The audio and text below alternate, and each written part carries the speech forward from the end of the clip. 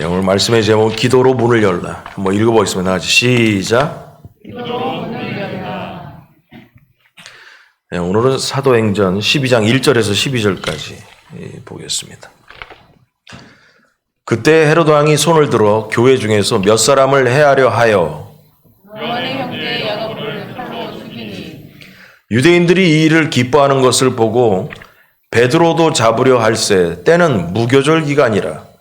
잡음에 옥에 가두어 군인 내식인 네페에게 맡겨 죽이고 유월절 후에 백성 앞에 끌어내고자 하더라.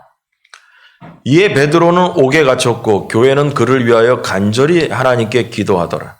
헤롯이 잡아내려고 하는 그 전날 밤에 베드로가 두 군인 틈에서 두 쇠사슬에 매어 누워 자는데 다섯 군대의 문 밖에서 옥을 지키더니 호련히 주의 사자가 나타나매 옥중에 광채가 빛나며 또 베드로의 옆구리를 쳐 깨워 이르되 급히 일어나라 하니 쇠사슬이 그 손에서 벗어지더라.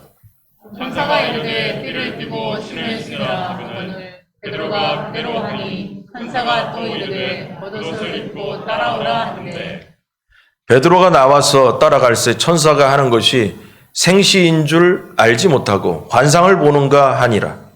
이에 첫째와 둘째 파수를 지나 시내로 통한 쇠문에 이르니 문이 저절로 열리는지라. 나와서 한 거리를 지나매 천사가 곧 떠나더라. 이에 베드로가 정신이 들어 이르되 내가 이제야 참으로 주께서 그의 천사를 보내어 나를 헤롯의 손과 유대 백성의 모든 기대에서 벗어나게 하신 줄 알겠노라 하여 깨닫고 마가라 하는 요한의 어머니 마리아의 집에 가니 여러 사람이 거기에 모여 기도하고 있더라. 아멘. 지난주의 설교 말씀은 안디옥 교회가 탄생한 얘기를 배웠습니다. 안디옥 교회. 그래서 이스라엘의 바깥 땅에 이방인들이 예수님을 영접하고 교회를 세웠다라는 얘기였습니다. 그래서 고넬료에 대한 이야기는 이스라엘 땅 안에서 일어나는 이방인의 전도에 대한 이야기였고, 지난주에 배운 안디옥 교회 얘기는 이스라엘 바깥 땅에서 일어난 이방인들이 예수 그리스도를 영접하고 교회를 세웠다라는 얘기라고 배웠습니다. 그래서 그 얘기를 듣고 예루살렘 교회 사도들은 바나바를 파송했습니다. 그 바나바가 가가지고 좀 둘러보라고 했죠. 그래가지고 바나바가 가서 안디옥 교회에서 사역을 하니까 부흥을 하자. 바나바가 자기 혼자 하기가 좀 벅찼나 보죠. 그래서 사도 바울이 살던 고향 다소에 가서 고향에 있던 그 눈 멀었다가 이제 눈 뜨고 나서 거기에 가서 말 그대로 도나 닦고 있던 그 사울을 데려다가 같이 사역을 하게 되었다라는 것입니다. 그래서 내용으로 보면 대단히 신나는 이야기죠. 고넬료도 이방인이었는데 예수 그리스도 영접했죠. 또 안디옥 교회는 이스라엘 바깥 동네인데 제가 그 안디옥 교회에 대한 자료들을 이렇게 좀 찾아보니까 학자들은 제가 무슨 근거인지는 모르지만은 안디옥 교회 성도가 3,000명에서 4,000명 되었을 거라고 얘기를 하더라고요. 그래서 엄청 큰 교회인 거예요. 그러니까 안디옥이.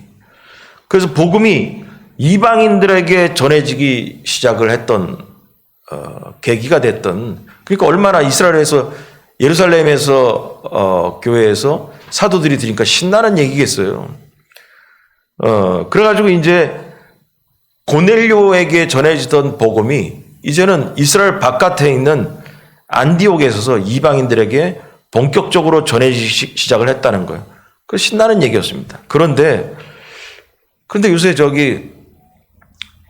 뉴스를 보니까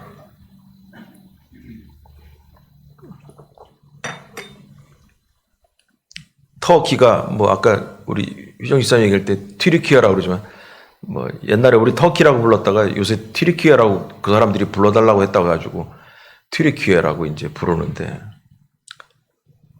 그 터키가 옛날에 우리 6.25 사변 때 군인도 되게 많이 보낸 나라예요. 그래서 형제의 나라라고 해가지고 터키 가면 사람들이 한국 사람들 대단히 좋아해요. 좋아하고 아는 척하고 뭐 어쩌고 그러더라고요 보니까. 근데 지진이 났잖아요.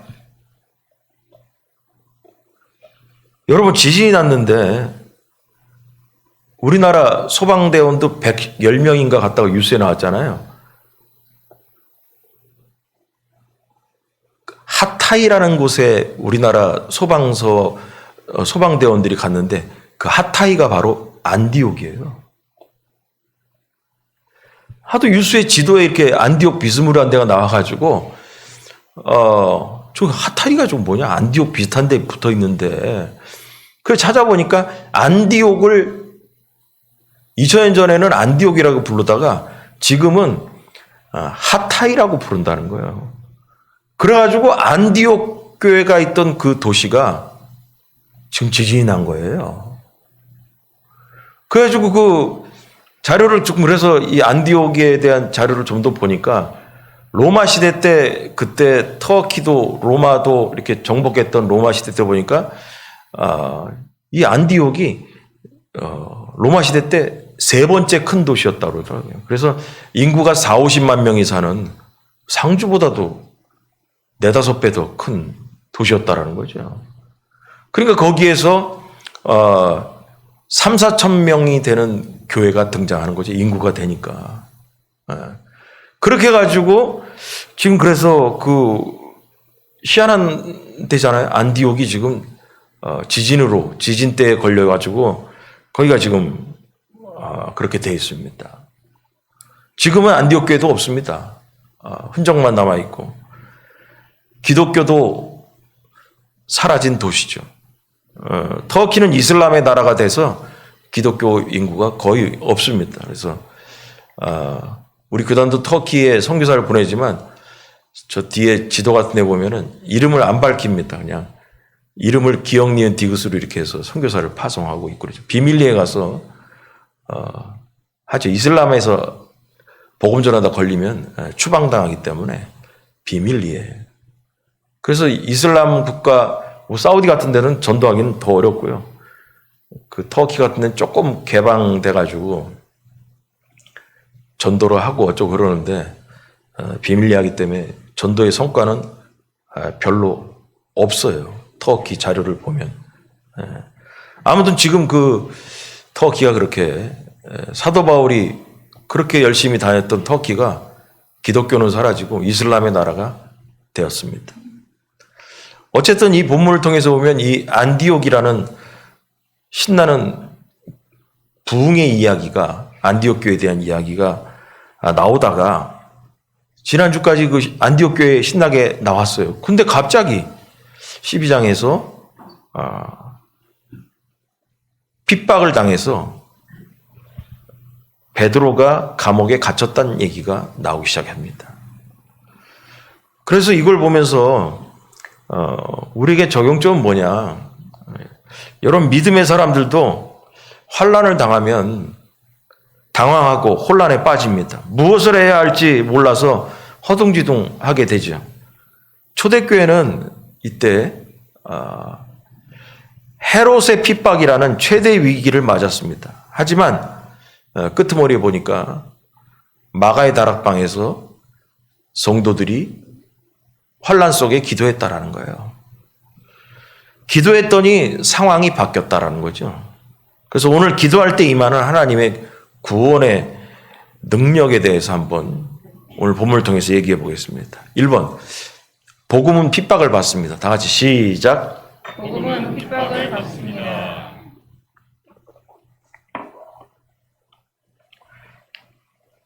여기 지금 헤롯 왕이 그때 헤롯 왕이 손을 들어 교회 중에 몇 사람을 헤아려 하여 그래가지고 요한의 형제 야고보 사도가 칼로 죽었다 그랬습니다.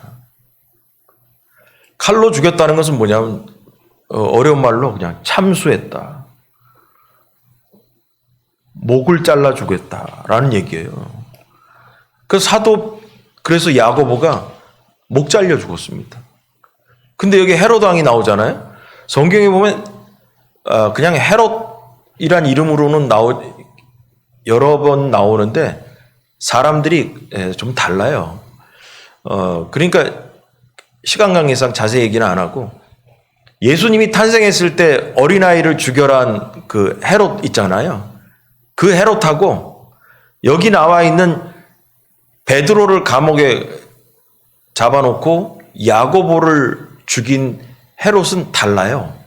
여기에 나와 있는 헤롯은 누구냐면 어린아이 예수님 시절 때 있던 그 어린아이를 동방박사 만났던 그 헤롯 왕은 할아버지고 지금 여기에 나와 있는 베드로를 감옥에 넣고 야고보를 목 잘라 죽인 헤롯은 손자입니다. 손자입니다. 뭐 그렇게 중요하지는 않습니다. 그냥 뭐 그러려니 하고 지내면 되는데, 근데 이 예수님 탄생 시절에 이 분명히 아니라고 했는데, 그러면 이 왕은 그럼 뭐냐? 그럼 이 저기 로마 시대 때 왕이 세워졌어요. 지금 보니까 로마의 황제가 있잖아요. 황제가 있는데 이스라엘 나라도 로마의 식민지거든. 근데 거기에 왕이 있네? 그럼 이건 뭐예요? 꼭두각시 왕이라고, 이제. 꼭두각시 왕이라고.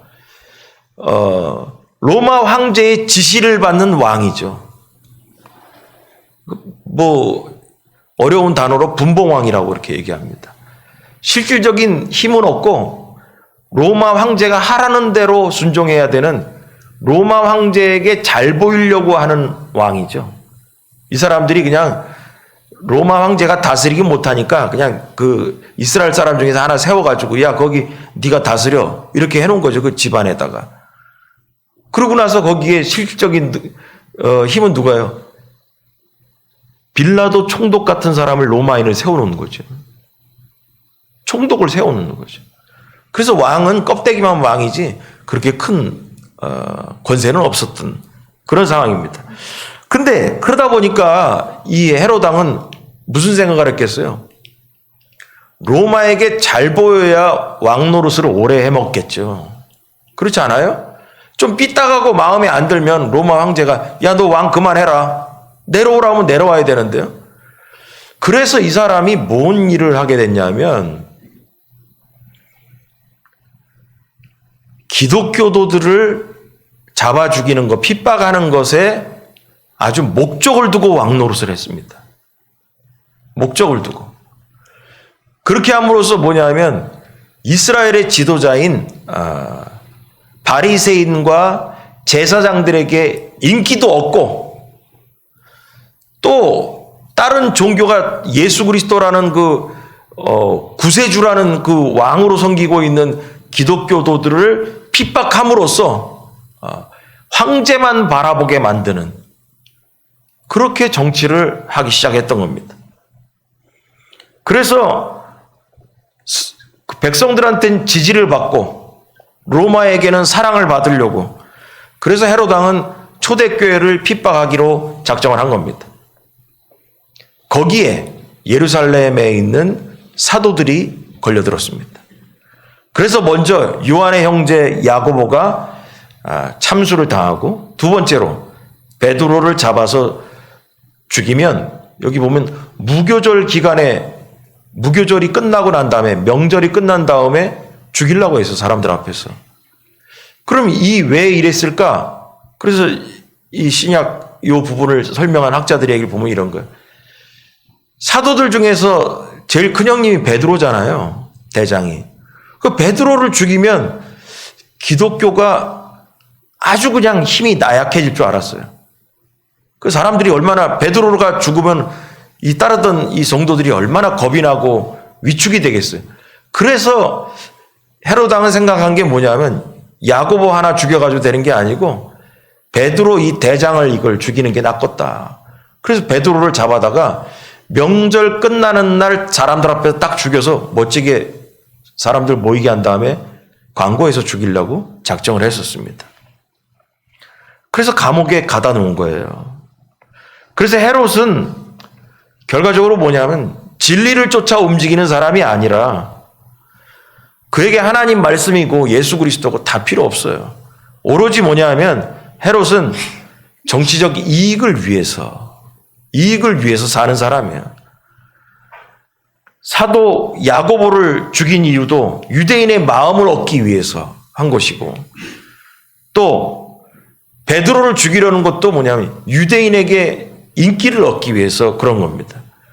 또 유대인들이 그리스도인들을 싫어했기 때문에 그들의 환심을 사고자 예루살렘 교회를 박해했습니다.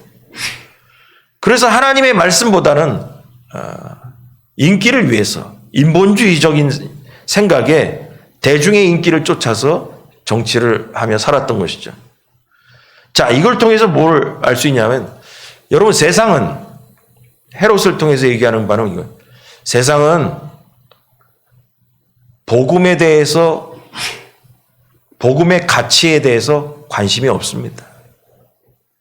세상은 천국에 대해서 관심이 없습니다. 세상은 오로지 돈에 관심이 있죠. 그리고 권세에 관심이 있죠. 세상은 헤롯처럼 죽음 넘어서의 천국과 지옥에 대해서 정말 관심이 없는 거예요. 그뿐만 아니라, 관심만 없는 게 아니라 세상은 복음을 핍박합니다. 그냥 지들끼리 그냥 놔둬라가 아니라, 놔두기만 해도 감사하죠? 놔두는 게 아니라 세상은 복음을 핍박한다라는 거예요. 이 사도행전을 보면서 우리가 깨닫는 게 있어요. 뭐냐면, 복음이 가는 곳에는 핍박이 당연히 온다라는 겁니다. 이게 원리입니다. 이건 필연적인 법칙이에요. 그럼 이거를 우리에게 복음이 가는 곳엔 핍박이 온다. 그래서 어쨌다고. 우리에게 쉽게 적용하면 이런 거예요.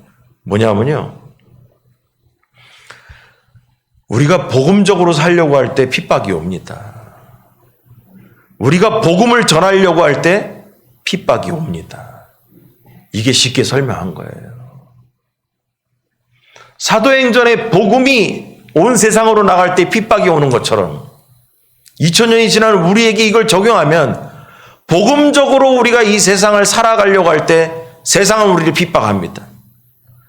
또한 복음을 베드로처럼 전하려고 할 때 세상은 우리를 핍박합니다.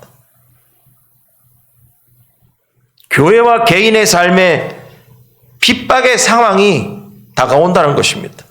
문제가 발생한다는 거예요. 막힘이, 문이 닫힌다라는 것이에요.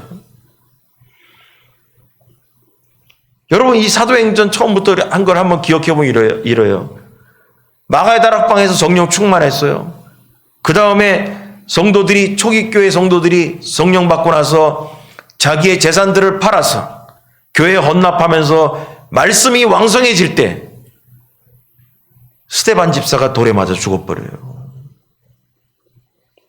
그리고 고넬료가 전도되고 안디옥 교회가 세워졌을 때 야고보가 참수당해 죽고 베드로가 감옥에 갇히게 되는 거예요. 이게 한번 딱 떠올려 생각해보면 답이 나오는 거예요. 복음이 있는 곳에 핍박이 있다라는 거예요. 원리입니다, 원리. 이건 여러분 우연이 아니에요. 복음이 핍박당하고 있다라는 거예요. 세상은 복음을 그냥 놔두지 않아요. 복음의 세력이 세상을 정복하게 놔두지 않아요. 땅끝까지 복음이 흘러가게끔 놔두지 않아요. 그러므로 우리가 복음적으로 살려고 노력하고 복음을 전하려고 할 때 우리에게는 당연히 핍박이 오고 막히는 일들이 생기는 겁니다. 여러분, 막힐 때 생각해 봐야 돼요. 복음을 뚫어야 됩니다. 복음으로 뚫어가야 됩니다. 내 인생이 막히고 내가 답답한 게 뭘까? 복음적이지 않아서 막힐 수 있어요. 복음을 전하지 않기 때문에 막힐 수 있어요. 여러분, 이러한 것들을, 핍박과 복음의 관계를 여러분 이상하게 생각하지 마십시오. 복음이 있는 곳에 마귀의 방해가 있다라는 것입니다. 그리고 싸워 이기기 바랍니다. 복음이 마귀에게 지지 않습니다. 복음의 능력은 누른다고 해서 죽지 않습니다. 복음은 세상을 넉넉히 이기는 줄을 믿으시기 바랍니다. 로마서 8장 31절 다 같이 시작. 그러나 이 모든 일에 우리를 사랑하시는 이로 말미암아 우리가 넉넉히 이기느니라. 할렐루야. 믿으시기 바랍니다. 2번 환난은 기도로 이겨야 합니다. 다 같이 시작. 여기 5절에 보니까 이에 베드로는 옥에 갇혔고 교회는 그를 위하여 간절히 하나님께 기도했다. 이게 주 포인트예요. 베드로가 옥에 갇히니까 교회는 간절히 기도했다. 그럼 우리에게 적용하면 우리의 인생의 문제가 닥쳤을 때 우리는 간절히 하나님께 기도했다. 이렇게 되는 거죠.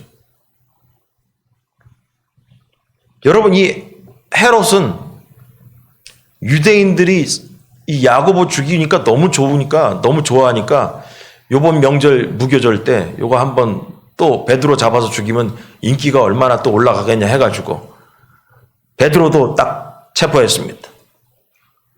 그래서 헤롯이 베드로를 무교절 기간에 잡은 거 더 많은 유대인들의 인기를 얻으려고, 환심을 얻으려고 이랬습니다.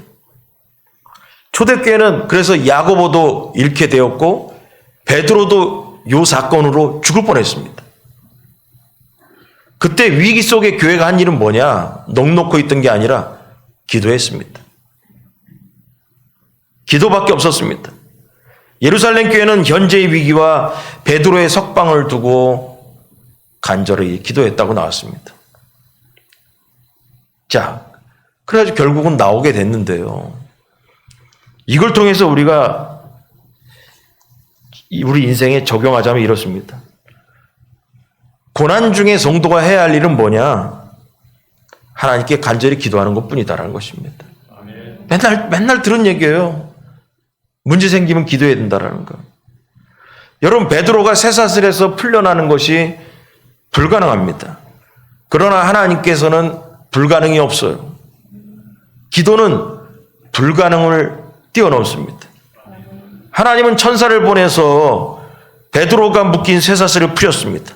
그리고 베드로를 감옥에서 빼내주셨습니다.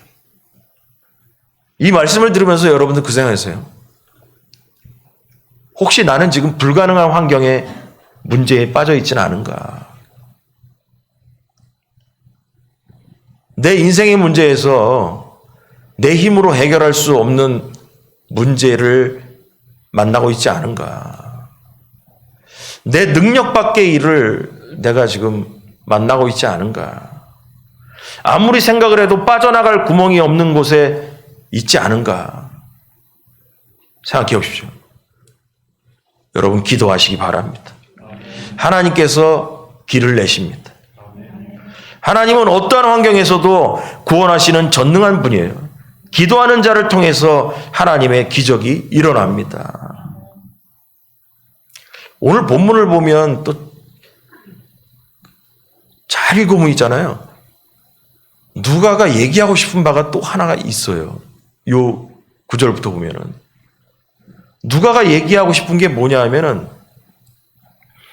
여러분 여기 보면 별로 중요한 것 같지도 않은데 누가가 누가복음하고 요 사도행전을 지었거든요. 종이도 없던 시절에 구체적으로 쓰는 것을 보면 누가가 그거를 강조하고 싶은 거예요. 그럼 여기서 뭘 강조하고 싶었냐 보면 여기 이런 게 있어요. 4절에 보니까 베드로가 잡혔는데요. 잡음에 옥에 가도 군인 4씩인 4패 4명씩 4조로 맡겨가지고 지켰다. 여러분, 이런 거 중요하지 않거든. 그냥 감옥에 가둬놨다. 무교절날 마지막 날 참수하려고 준비 중이다. 이러면 끝나거든. 근데 여러분 성경을 보면서 이런 생각을 많이 해야 돼. 저자는 왜 이런 것에 쓸데없이 한 줄을 더 썼을까? 왜냐? 그거 얘기하고 싶거든, 그거를. 그래서 군인 4명씩 4패에 맡겼다. 그 다음에 보니까 6절에 보니까 헤롯이 잡아내려고 하는 그 전날 밤에 베드로가 두 군인 틈에서 베드로가 그냥 감옥에 잔 게 아니고 옆에도 군인이 있고 옆에도 군인이 있어서 있는데 쇠사슬로 매여서 자고 앉았더라는 거예요. 이거 중요하지 않거든. 그냥 감옥에 베드로가 있다가 그 다음날 죽기 준비 중이다. 이러면 끝나거든요. 근데 4패씩 4조가 지금 지키고 앉았다. 그 다음에 베드로가 잠을 잘 때도 군인들이 양쪽에서 쇠사슬로 묶고 꽉 잡고선 자고 앉았더라. 그랬다는 거예요. 그리고 또 6절 마지막에 보면 파수꾼들이 문 밖에서 옥을 또 지켰다. 이 얘기 뭐하러 썼냐? 누가는 이 얘기하고 싶은 거예요. 도망가는 게 불가능하다라는 거예요. 이렇게 엄하게 빈틈없이 지키고 있었던 것은 베드로가 도망갈 수 없는 불가능한 상황이 있다라는 거예요. 이 얘기를 누가는 하고 싶은 거예요. 그런데 도망갈 수 없는 이 불가능한 상황인데 그런데 주님은 베드로를 탈출시켰다라는 것을 얘기하고 싶은 거예요. 불가능한 상황인데도 베드로를 빼내셨다는 것입니다.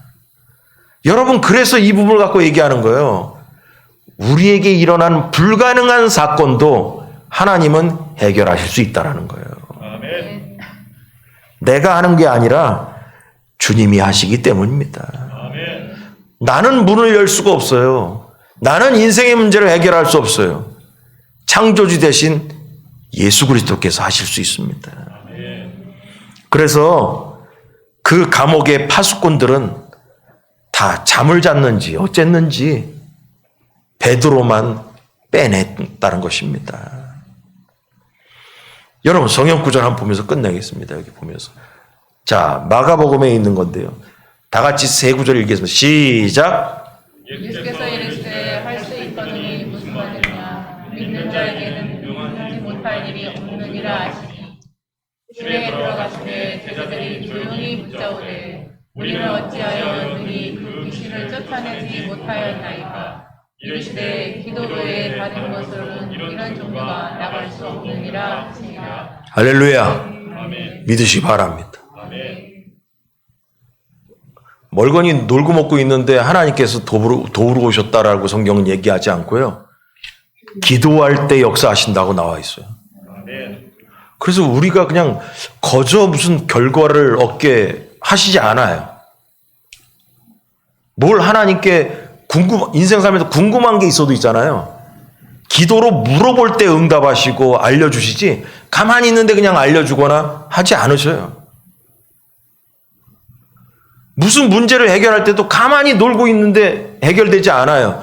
그 문제를 갖고 매일같이 기도할 때 그때 하나님 일하신다는 거예요. 아멘. 그래서 기도 외에는 다른 것으로는 이런 종류가 나갈 수 없느니라. 기도가 인생의 문을 엽니다, 여러분. 아멘. 자, 마지막으로. 기도는 기적을 가져옵니다. 다 같이 시작. 기도는 기적을 가져옵니다. 뭔 얘기냐? 천사가 등장해가지고 잠자는 베드로를 옆구리를 쳐서 깨운 다음에 일어났더니만 쇠사슬 묶였던 게 풀리고 그리고선 야 나가라 해가지고 깨워서 나왔다는 거예요. 나왔는데 지키던 파수꾼들도 눈이 멀었는지 잠을 잤는지 성경엔 잘 안 나오지만 안 나왔어요. 잠잤다고 나오지도 않고 여기 10절에 보니까 이에 첫째와 둘째 파수를 지나 시내로 통한 쇠문에 이르니 문이 저절로 열렸다. 이 파수꾼들이 잠을 잤는지 아니면 눈이 멀었는지 베드로가 그냥 통과했다라는 거야. 쇠사슬도 저절로 풀려가지고 옆에 끼고 자던 군사들도 모르고 그냥 통과해서 나왔다는 거야. 기적이 일어났은 거예요. 여러분, 오로지 뭐냐? 하나님이 이 일을 하신 거예요. 하나님이 하셨다는 거예요. 몇 년 전에 중국에서 복음을 전하던 사람에 대한 책 제목도 까먹었네. 그 읽어본 적이 있어요. 그 사람이 중국 공산당 거기서 지하교회에서 복음을 전하다가 막 감옥에 갇혔는데, 그 자세히는 기억 안 나는데 두툼해가지고 그 사람이 간증책을 읽어봤는데, 현대에 일어난 일이에요. 감옥에 갇혔는데 진짜 이 베드로의 기적이 일어나가지고 옥문이 열리면서 자기를 지키는 간수들이 자기가 지나가도 몰라봤다는 거예요. 그러면서 감옥을 탈출한 이야기가 하늘에서 온 사람인가 무슨 책 제목인가 뭐 있어요. 그게 야 신기하다 그러고 봤어요. 그러니까 성경에 있는 일들이 일어난다니까요. 여러분, 그러고 나서 하나님이 보내신 천사가 떠나자 베드로는 정신이 차렸다. 여기 11절에 이에 베드로가 정신이 들어 이르되 내가 이제야 참으로 주께서 그 천사를 보내어 나를 헤롯의 손과 알았다는 거예요. 어쩌고저쩌고 알았다는 거예요. 여러분, 이걸 읽으면서 또 무슨 생각인 줄 아세요? 기적이 일어나는 동안 베드로는 정신이 없었다라는 거예요. 여러분, 이런 본문을 보는 눈을 잘 키워야 돼요. 아까 앞에도 몇 가지 지나오면서 얘기처럼 그냥 지나갈 수 있는 얘기예요. 이에 베드로가 정신이 들었다. 그러면 감옥에서 나올 때 베드로는 정신이 없었다라는 얘기거든, 지금. 감옥에서 나오니까 정신이 들었다는 거예요. 감옥에서 나오는 동안에는 뭐냐? 정신이 없었다는 거야, 정신이. 그럼 뭐예요? 흘러가는 대로 몸을 맡기고 흘러갔습니다. 그랬더니 통과했다라는 거예요. 오묘한 의미가 있습니다, 여러분. 여러분, 우리도 성령님께서 인도하는 대로 흘러가면 됩니다. 베드로는 19절에 보니까 베드로가 나와서 따라갈 때 천사가 하는 것이 생시인 줄을 알지 못하고 환상을 보는가 했다. 지금 정신이 없다라는 거야, 정신이. 정신이 없이 천사가 인도하는 대로 끌려갔더니만 목적을 이루었다라는 거예요. 그럼 이걸 우리가 적용하면 이거예요. 천사가 인도하는 거, 여러분 성령님이 우리를 인도하셔야 되죠. 우리가 성령님께서 우리를 인도하실 때 우리는 인도하는 대로 흘러가면 됩니다. 맡기고 흘러가면 됩니다. 나중에 그 상황을 완전히 벗어나서 돌아보면 주님이 하셨구나. 깨닫는 때가 옵니다. 야, 이거 내 능력으로는 이 문을 해결하지 못하고 못 왔을 텐데, 이 인생의 문제를 해결하지 못했을 텐데, 지나보고 나서 보니까 이거 주님이 하셨구나. 주님이 하셨구나, 이거. 베드로가 지금 이러는 거예요. 감옥문을 나오고 나니까 내가 이제야 참으로 주께서 그의 천사를 보내어서 나를 벗어나게 한 줄을 알았다라는 거예요. 그래서 그런 얘기 많이 했어요. 설교하면서 맨날 기억나실 거예요. 요 밑에 터널이 있다. 굴다리가 있다. 굴다리를 들어갈 때는 껌껌해가지고 뭔지 모르지만 지나고 나면 뒤돌아보면 이것을 통과한 의미를 알게 될 때가 온다. 몇 번을 얘기했어, 오래전부터. 우리가 인생의 길을 가면서 인생의 문제를 만났을 때 뭐가 뭔지 모릅니다. 인도받는 대로 가는 겁니다. 가다가 지나면 그때서야 주의 은혜로 우리가 살아왔다는 것을 깨닫게 되는 것입니다. 가는 동안에는 잘 몰라요. 이게 성공할지도 생각이 안 듭니다. 그러나 통과하고 나면 알게 됩니다. 여러분, 우리를 구원으로 이끄시는 분은 하나님입니다. 구원은 오직 하나님께로부터 옵니다. 구원은 오로지 예수 그리스도의 이름을 의지할 때 열리는 것입니다. 성경 하나 보겠습니다.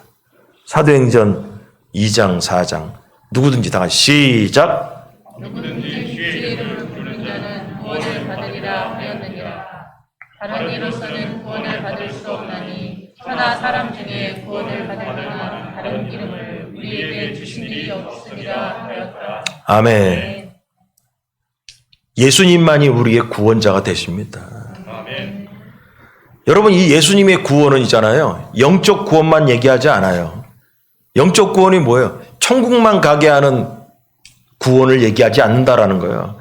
예수님은 우리의 육적 구원과 영적 구원을 다 해결하시는 분입니다. 그럼 육적 구원이라는 얘기는 뭐냐? 그것은 우리의 육적인 인생의 문제도 다 해결하시는 분이라는 거예요. 살아생전의 문제도 해결하시고 이 땅을 떠난 사후세계의 문제도 해결하시는 분인 줄 믿으시기 바랍니다. 베드로가 구원받기 위해 한 일은 오로지 뭐냐? 하나님의 인도하심에 순종한 것입니다. 여러분, 순종하면 열립니다. 그리고 나서 마지막 절에 보니까 베드로는 마가의 다락방으로 갔습니다. 여기 보니까 깨닫고 마가라는 요한의 어머니 마리아의 집에 가니 거기 여러 사람이 거기에 모여서 기도했다. 기도하고 있더라. 여기가 마가의 다락방, 성령이 불 떨어진대요.